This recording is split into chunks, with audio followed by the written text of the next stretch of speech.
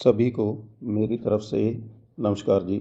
मैं अभी जो प्री एसआईआर का काम पूरे भारत में चल रहा है उसके बारे में आपको कुछ बताना चाहता हूँ। वोटर को 2002-3 में जब पहले एसआईआर हुई थी तो उस समय का अपना रिकॉर्ड निकाल के अभी जो करंट जहाँ पे आपकी वोट बनी हुई है उसके साथ मैपिंग करनी है। लेकिन पुराना रिकॉर्ड ढूंढने में लोगों को काफ़ी दिक्कत का सामना करना पड़ रहा है और रिकॉर्ड ढूंढने में बहुत वक्त लग जाता है। जब एक बीएलओ लोगों की वोट ढूंढता है तो उसमें बहुत ज़्यादा वक्त लग जाता है। तो इसलिए अगर हर वोटर अपनी खुद की 2002-3 की वोट का रिकॉर्ड निकाल के अपने पास रख ले और सीधा बीएलओ के पास जाकर वो अपना रिकॉर्ड बता दे तो 1 मिनट के अंदर आपकी वोट की मैपिंग हो जाती है, जिसमें कि बीएलओ को ढूंढने में कई बार घंटों भी लग जाते हैं और इससे वोटर और बीएलओ दोनों का काम आसान हो जाता है। सबसे पहले आपने क्रोम में लिखना है ऊपर ईसीआई वोटर। आप ईसीआई वोटर लिखोगे तो वोटर लिखा है उस पर इस साइट को खोल लेना है आपने। जब खोलोगे तो ऊपर जहाँ पे लिखा है search your name in last SIR, इसको ओपन करेंगे हम। आपने स्टेट सेलेक्ट करनी है, ये जरूरी है। 2 चीजें इसमें जरूरी हैं, स्टेट और नाम। तो उसके बाद आपने डिस्ट्रिक्ट, जैसे मैं बरनाला में ढूंढता हूँ, उस समय बरनाला नहीं था, संगरूर डिस्ट्रिक्ट था, तो संगरूर मैंने सेलेक्ट कर लिया। कॉन्स्टिट्यूंसी मुझे पता है भदौड़ थी तो मैंने भदौड़ इसको सिलेक्ट कर लिया। अब मैंने वहाँ पे वोट ढूंढनी है Balraj Kumar son of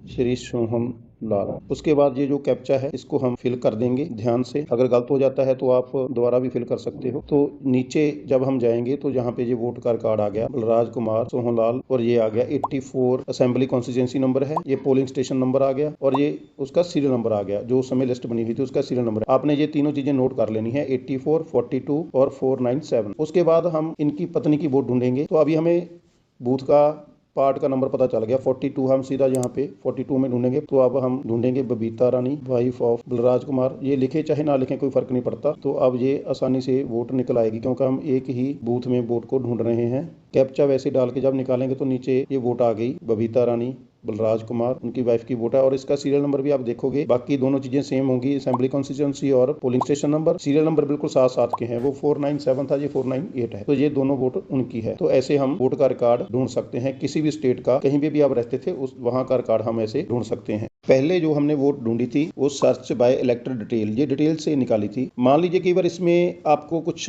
area का पता है, जैसे चंडीगढ़ में हमने वोट ढूंढनी है, ऐसे नहीं निकलती, कई बार नाम में कोई दिक्कत होती है तो हम दूसरे तरीके से ढूंढेंगे। Search in last SIR E roll, हम पूरी लिस्ट निकालेंगे। जहाँ पे हम जाएंगे तो जैसे हम वोट ढूंढ रहे हैं, मान लीजिए आपकी वोट चंडीगढ़ में बनी थी तो हम चंडीगढ़ को सिलेक्ट करेंगे।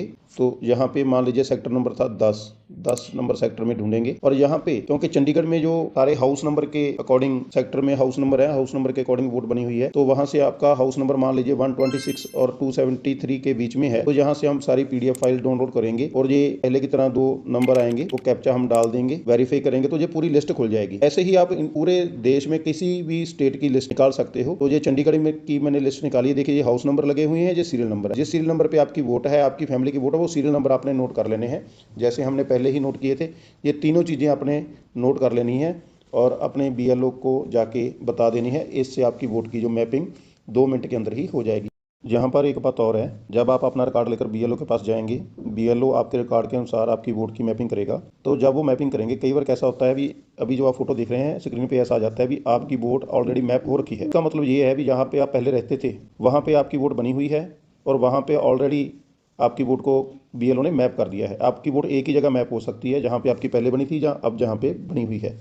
कई बार ऐसा होता है लोग शिफ्ट कर जाते हैं, पिछली वोट अपनी कटवाते नहीं है और नई जगह पर जाके अपने डॉक्यूमेंट प्रूफ अपडेट करवा के नई वोट बनवा लेते हैं, जो कि बिल्कुल गलत है। ऐसे में आपकी डबल वोट बन जाती है। तो एसआईआर में आपकी वोट अगर पहले मैप हो चुकी है तो जहाँ पे आप पहले रहते थे तो पहले आपको वहाँ से वोट अनमैप करवानी पड़ेगी और वहाँ से वोट कटवानी पड़ेगी, तभी आपकी जहाँ पे आप अभी रह रहे हो वहाँ पर बीएलओ के पास आपकी वोट मैप होगी। तो ये भी बात आप ध्यान में रखें कि जब भी आप कहीं पे शिफ्ट करते हैं और नई वोट बनवाते हैं तो पिछली वोट को या तो आप फॉर्म नंबर 8 से प्रॉपर शिफ्ट करवाएं या फिर वहाँ पे वोट कटवा के फॉर्म नंबर 7 फिल करके फिर ही नई वोट के लिए 6 नंबर फॉर्म से अप्लाई करें, क्योंकि नहीं तो दोनों जगह पे वोट बन जाती है, जो कि आपके लिए भी ठीक नहीं है। इन बातों का ध्यान रखें। Thank you.